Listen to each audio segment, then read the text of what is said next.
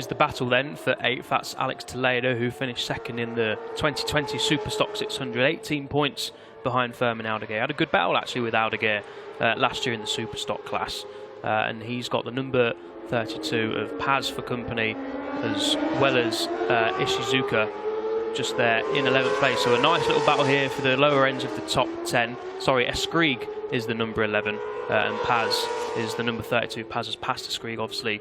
There's the number 11 of Alex Toledo, the Superstock 600 leader. He's won every race in that class so far to watch them come over hill. And I've just seen there, actually, I did thought that a couple of corners ago. I think the number 55 of Alex Toledo. Yeah, there it is. His fairing's just hanging off there. So I'm not sure what's happened, but hopefully that doesn't cause too many issues. I hope it doesn't suddenly fly off into the path of the number 32 or Alex Toledo. It's certainly not going to help him down the straights, is it? With that sticking out on the straights as he tries to make himself as aerodynamic as possible. But it'll be interesting if the stewards take a look at that. I mean, it looks as if it's hanging on at the moment. But if that becomes any more loose, then you wouldn't be surprised if he gets a black and orange flag for that with that 55. It's as I say, it's okay at the moment. But the last thing you want is that flying off down the main straight and you know, producing a real hazard at top speed down the straight. Let's see what happens now as he comes on the straight, because there'll be a lot of buffeting now as he comes down the straight with that. He's going to lose the place now as Paz just breezes past him. It's certainly not helping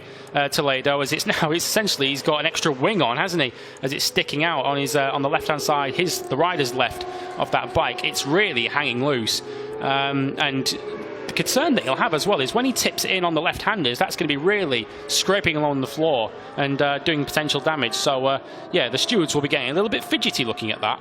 Yeah, they've got to keep a close eye on that, haven't they? Because, like we say, the last thing that anyone needs on track is for a piece of the fairing to come off into the road as the number 32 runs wide down the hill onto the green, and that allows Alex Toledo to move through as well. Wait, what's happened with the timing screens here? I'm confused, Lewis. What's just happened to the timing screen? Not sure at the moment, but as I say, we'll keep an eye on that. Aldeguer, we can confirm, is still comfortably out in front, with Lopez still with a half-second lead over Norodin. Well, as I say, we'll keep a close eye on this issue with Alex Toledo, who, as I say, who's dropped a spot.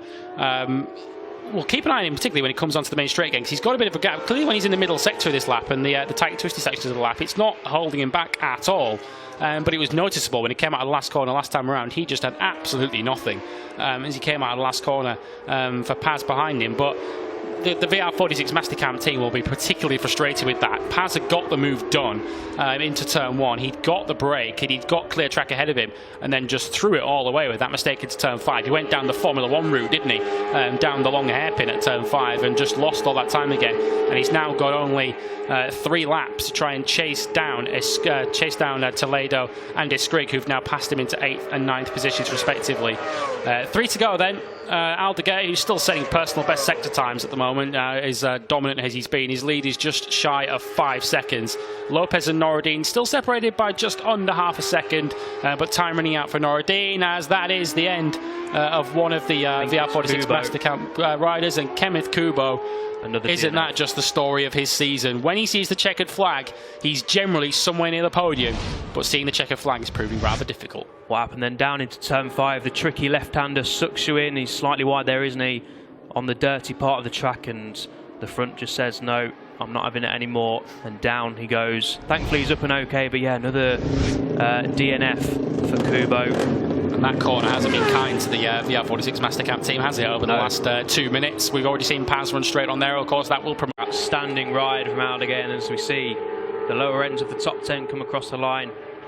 The number 32 of Paz did eventually get the better of Toledo and Eskrig, so a good recovery there from his turn 5 running wide incident from Paz, and he claimed 7th place. A good result then in the end for the VR46 Mastercam rider.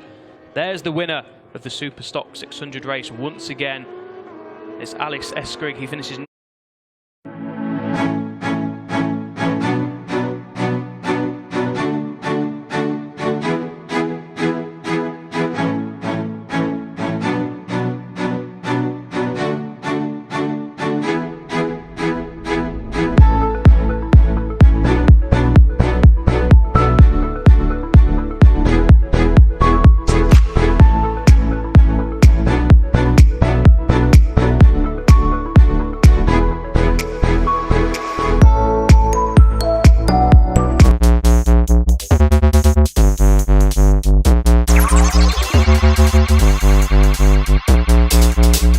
Bye.